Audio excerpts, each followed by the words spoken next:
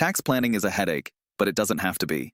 I've spent years refining my process, and today, I'm going to show you exactly how I simplify my tax planning every single quarter. Stick around, because I'll be revealing a strategy that could save you time, money, and a lot of stress, something you won't hear about in most of these tax planning videos. I'm not here to sell you anything, and there are no affiliate links, just honest, actionable advice that actually works. Now, before we dive into specifics, I want to make sure you don't miss a crucial step I'm going to talk about later that will save you from common mistakes people make. So make sure to watch until the end. Trust me, it'll be worth it. First things first, I break my tax planning down into manageable chunks, starting with one core principle: consistency. I know, it's easy to put tax planning on the back burner, but setting aside just a few hours every quarter really makes all the difference. Every 3 months, I sit down, review my income, check my deductions, and set clear goals for the next quarter. This consistent review ensures I'm always ahead of the game and not scrambling come year-end. Here's the secret most people miss: focusing on cash flow.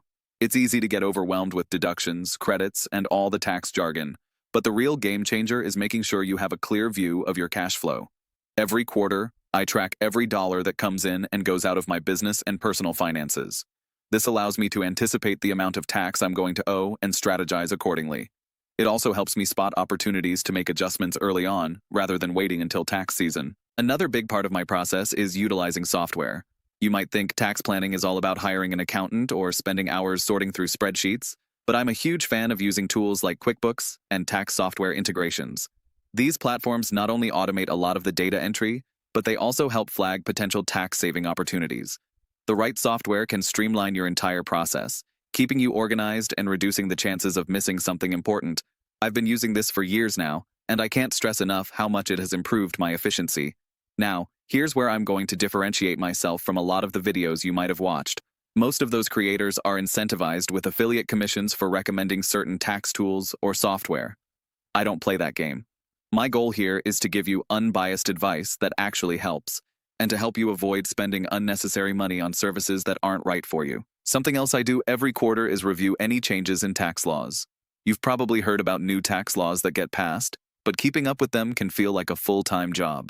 The trick here is to prioritize which changes matter most for your situation. For instance, if you're a business owner, you'll want to stay on top of changes in business tax rates, deductions for home offices, and things like that. If you're an investor, understanding tax implications on dividends and capital gains could be key. By setting aside a block of time each quarter to review these changes, you'll be prepared and can adjust your strategy in real time, rather than getting blindsided. Here's a tip that you might not hear elsewhere. Collaborate with a tax advisor, but don't rely solely on them. I know many people who simply dump everything onto their accountant and assume it's all handled. But a good tax advisor is there to help you navigate, not to do everything for you. Stay engaged in the process. Ask questions, seek clarity, and make sure you understand the strategy they're recommending. This helps you learn and grow, and it ensures you're not missing out on opportunities that could save you money. Finally, the one thing that took my tax planning to the next level: tax-efficient investing. This part can get a little complicated, but it's worth understanding. I've shifted a lot of my investments into tax-advantaged accounts like Roth IRAs and HSAs. By doing so, I'm setting myself up for long-term savings and reducing my taxable income in the short term.